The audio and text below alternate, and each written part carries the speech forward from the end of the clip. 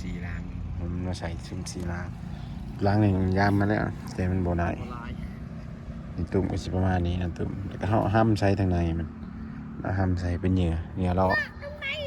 เป็นเหยื่อเราสายเชจำพรเลยนี่สายเชจำพรสายเชจำพรป้าชวนร้ายป้ายังเข่ามาใหญ่นี่ตุ่มตีได้เด้อตุ่มตีเด้อนี่มันได้ตัวนี้มันได้ตัวนี้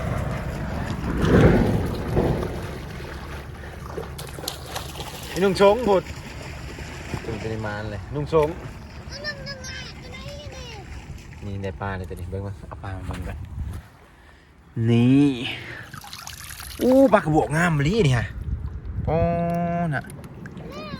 4-5 ตัว6 ตัวเขา6 ตัวตัวนี้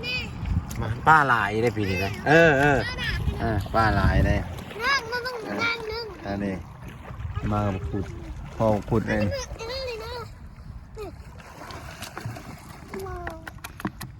งามมันนี่ปลากระบอกพี่น้องปลากระบอกลายได้เชยจะพร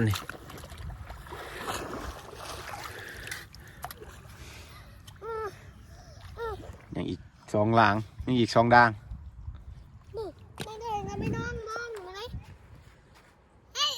สายเชยจำพรบ้านดงเห็นเมืองอ่างทองทองมีมองผมบ่เขาบ่ไงมึงใส่ผ้าไว้แต่รุ่นเลยบ่ดิใส่แบบไรเนี่ยใส่แบบไรเนี่ยใส่มือเช้านี่บ่หรืออะไรเนี่ยใส่บางเพศนี่บ่เนี่ยใส่บางเพศนี่ได้เนี่ยใส่ยามตะเพนมีว่าจะบอกยามตะเพนลายตัวนี้งามมะลิเนาะปลาถึกตุ่มนี่เนาะมันงามมะลิมีมาส่งปลาเนาะนี่นางมองเลยงามมะลิยามท้องเถื่อมือหนึ่งนั่นตะเพนมายามเถื่อหนึ่งมือหนึ่งยามใน2 โลปลายของเพศนี่อะไร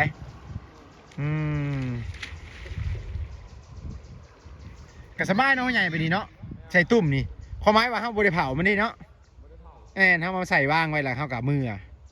ฮอดโมงเขากับมายามกระสบายสบายได้ใส่ตุ่มแม่นบริญญาเผามันมีแต่มันเข่ามากินเลยเขากับฮอดโมงเขามายามเขากะว่ามันด้นเลยเขาไม่จีถือแล้วเขากับมายาม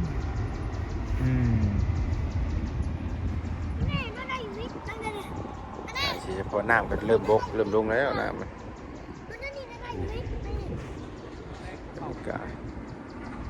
ผู้อยู่ภูกระมี่เพิ่นใส่กันอยู่ลุมกันเป็นบุคคลนี้เพิ่นใส่กันอยู่ใส่ซุ่มกันป้าอยากร้ายในปีนี้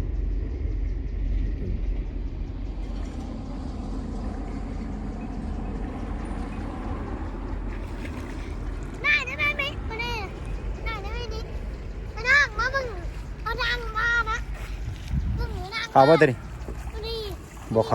าแต่2 ตุ่มเนาะมันก็สบายเลยมือหนึ่งก็ยาม2 เถื่อผมตุ่มมี4 ล้าง4 อันมันเข่าลายพวกนี้เข่าต้นเพชรมันลายพวกนี้นั่งนิ่งนั่งไปบ่หักเนาะมวนได้แบบนี้ได้เพชรมันรู้เขาจะแตกบ่ไม่ได้ใหญ่เนาะใส่ต่อป่ะป่ะนี่มืออื่นน้องมืออื่นมาใส่ใหม่มันจะไปเอาน้องมึง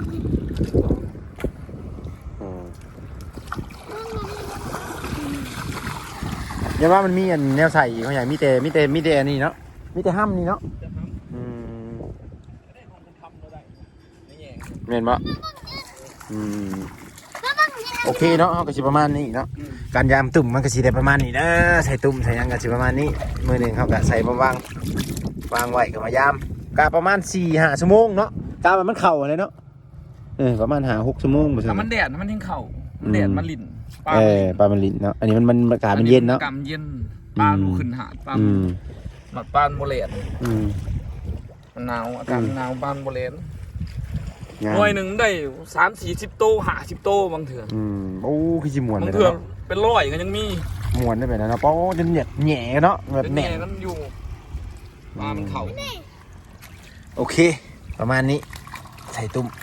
สายเซจพรเนาะน่าจะได้ประมาณนี้เด้อโอเคปิดคลิป